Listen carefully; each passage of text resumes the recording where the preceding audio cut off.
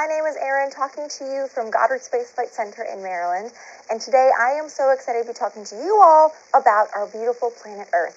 Today we are going to learn about why we look at our planet Earth from space, how NASA is able to do that, and then you all will exercise your brains like scientists here at NASA looking at satellite pictures of our planet Earth. So let's get started. Let's first take a look at our beautiful planet, and maybe you all can share with me right now a few reasons why our planet is so special.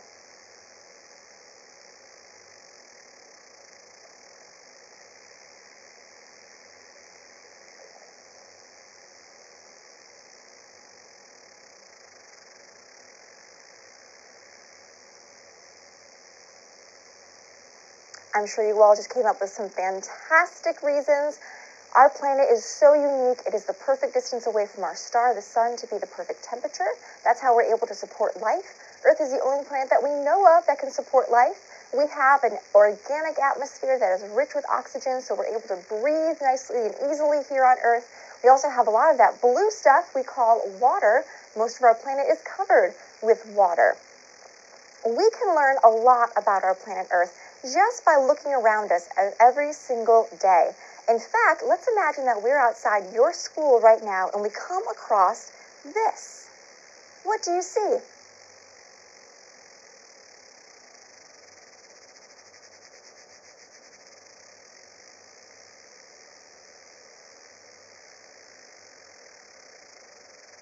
I see that we are next to a lot of trees. We might be in a forest. I see that it's lots of grass is all around us. We are so close to the trees that we can actually see the leaves and the branches. However, I'm not quite sure where exactly we are, and I want to know more information. So let's change our perspective. Let's imagine that now we're going from the ground and hopping into an airplane right above that same location, and now we see this. Tell me, what do you see?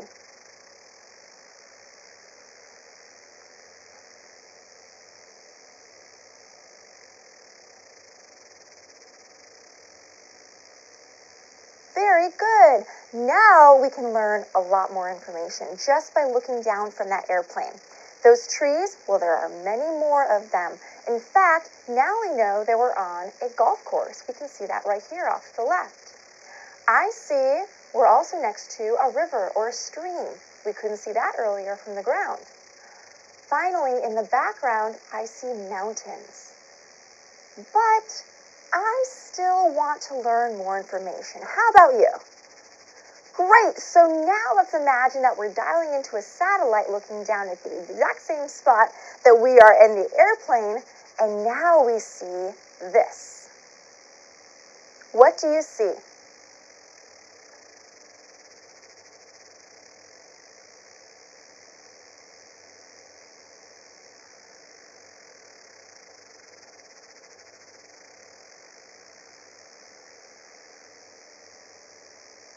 Wow, we can see so much more about the area that we have been looking at. Now we can see that stream or river is actually flowing into a larger body of water. This could be a lake, it could be the bottom of the sea, we're not quite sure, but it is huge.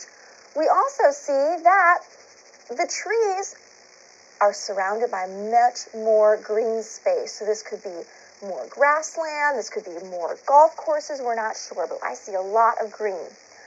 I also see the tops of those mountains, and it looks like there might be a little bit of snow. I also see these white wispy things. What do you think these white wispy things are?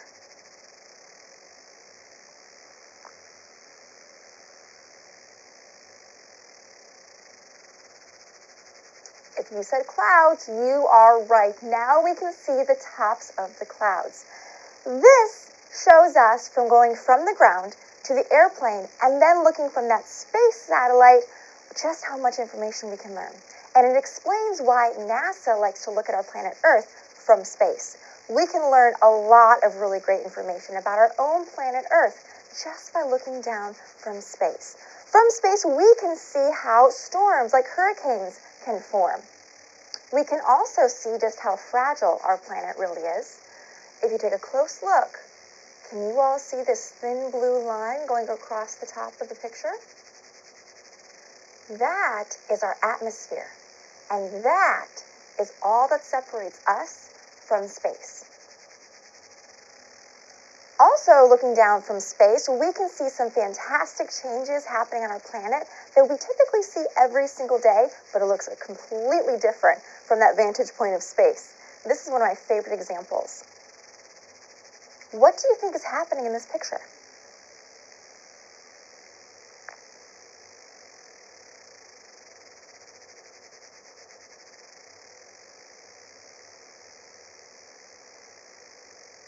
I'm sure you all came up with some great ideas. If you all thought that this is the transition from day to nighttime, you're right. Here on Earth, on the surface, when it becomes nighttime, it just becomes darker outside, and that's when we flip on the lights in our homes. But from space, we can actually see the line of termination between the light side, which we call daytime, and the dark side, which we call nighttime. In this case, the line of termination is going down across part of the Europe and African continents, right here. On the dark side of this picture, nighttime, I see these bright spots on the ground. What do you think these bright spots are on the ground?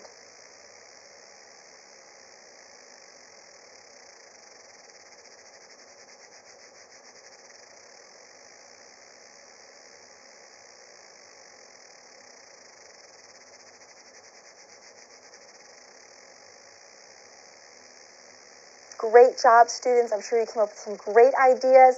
If you said stars, that will be a good guess, but remember, we're looking down towards the planet Earth. So instead of looking at stars, we're actually looking at city lights. Those bright spots on the ground are cities. That's another reason why we look at the planet Earth from space. We can understand how cities are able to grow. Here at NASA, we have two ways that we're able to look at our planet Earth from space. One way involves a special group of people that we train to live and work in space. Everyone, what is that group of people called? Astronauts. Very good. As a part of their mission training, astronauts like Don Pettit here are trained to use cameras just like you and I use every single day here on Earth, except these astronauts use them on board the International Space Station. The International Space Station, or ISS, orbits around our planet every 90 minutes, seeing a sunrise and sunset every 45 minutes. Our astronauts have a fantastic view of our beautiful planet, and if you all have access to social media like Facebook or Twitter, you can actually see these images. Our astronauts oftentimes post their pictures up to the Facebook or Twitter feeds for NASA or on their own personal ones. So if you have access to either Facebook or Twitter, I highly recommend checking that out. Not only do our astronauts on board Space Station have a fantastic view of Earth, but they also have a wonderful view of looking out into space. In fact, this was taken from the space station not too long ago. Below you see planet Earth. Those bright flashes are thunderstorms, and if you look off in the distance, that purplish-white cloud is an arm of our galaxy, the Milky Way. So even our astronauts have a fantastic view of stargazing when they're living and working in space. There's one little catch, though, of using our astronauts to look at planet Earth. They're really busy, and they don't always have time to look out to our planet Earth and take some fantastic photographs for us. They have a lot of stuff to do when they're living and working in space. Instead, we use technology. Most often than not, we use satellites, which are machines we can send up into space, such as this. These machines can be programmed to look at a wide variety of things. We can send up special sensors. We can put them with special cameras, all of which help us to understand objects like our planet Earth from space. Another great thing about satellites, they can stay in space for much longer than astronauts can. In fact, this satellite, which is called the Tropical Rainfall Measuring Mission, or TRMM, has been working in space for over 15 years now and has been providing some fantastic data or information on rainfall around our planet. Rainfall is really interesting for our scientists, And we want to know exactly how much rainfall is happening around our planet Earth. So TRMM has been working very hard, scanning the clouds and sensing whenever there's rain inside those clouds. Whenever those sensors do detect rainfall, it's highlighted with big, bright, bold colors like that you see right there. And then that information is given to our scientists here at NASA. TRMM has been pulled into another mission. It is now a part of a network of satellites called the Global Precipitation Measurement Mission, or GPM. TRMM, along with many other satellites, will now give our scientists a great idea of what's happening precipitation-wise around our entire planet. So we can see rain, we can see snow, hail, sleet, all different types of precipitation happening in real time all around our world. For the immediate future, this information will be wonderful for weather forecasting, and on the long term, this information can be pulled in and help our scientists understand what's happening to the climate of our planet. So it's really exciting science happening here at NASA. Speaking of science, right now it is your turn to exercise your brains like scientists here at NASA. I am going to show you a few pictures taken from space, and I want you all to tell me what you're looking at. Are you ready? Great, here we go. What do you see?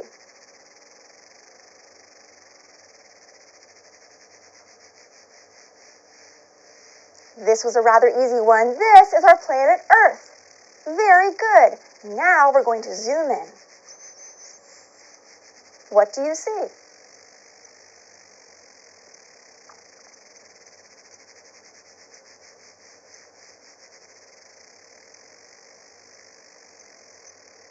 Here we're looking at North America, part of the United States.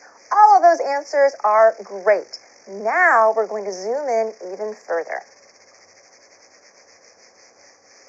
My first question to you, is this a city or a rural area? This is definitely a city. You can see those buildings, the gray part in this picture, very close quarters, many buildings in an area. Now my question to you, what city are we looking at?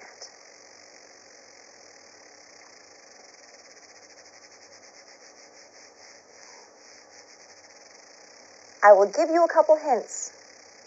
This is the home of Central Park. It is the home of the Empire State Building. Now what city are we looking at?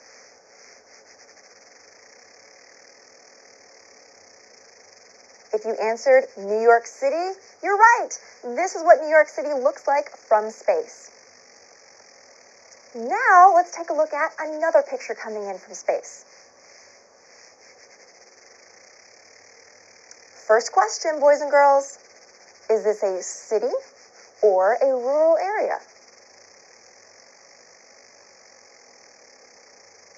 Once again, we are looking at a city, and we can really see those buildings in close quarters to one another, very close to one another, and all of the different streets going across the city itself.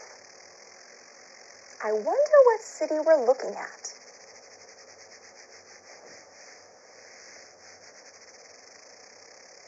I will give you a couple more hints. This is the home of the Washington Monument. It is the home of our president and his family, as well as the home of Capitol Hill. What city are we looking at?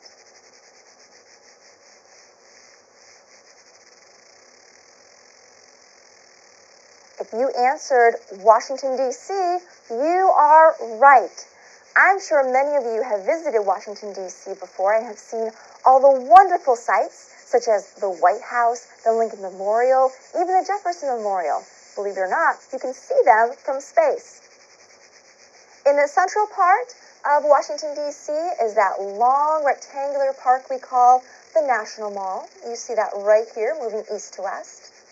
In the center, there's the Washington Monument. To the left, here's the Lincoln Memorial. Then, going a little bit south across the tidal basin, we see the Jefferson Memorial.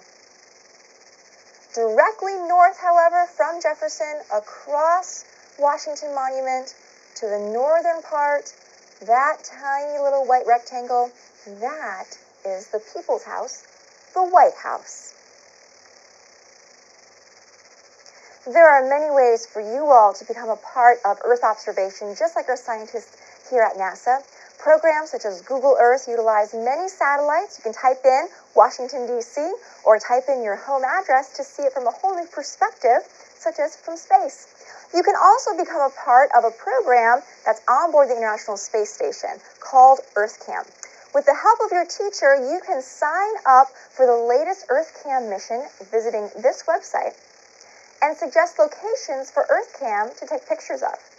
The next time the International Space Station orbits above that location, the camera will take a picture, and post it to the EarthCam website. That will make you and your classmates a part of Earth observation, just like astronauts and just like scientists here at NASA.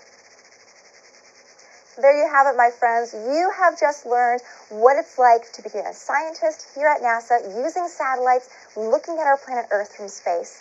Thank you all for joining me today. Have a wonderful day, and goodbye from NASA, everyone. Take care.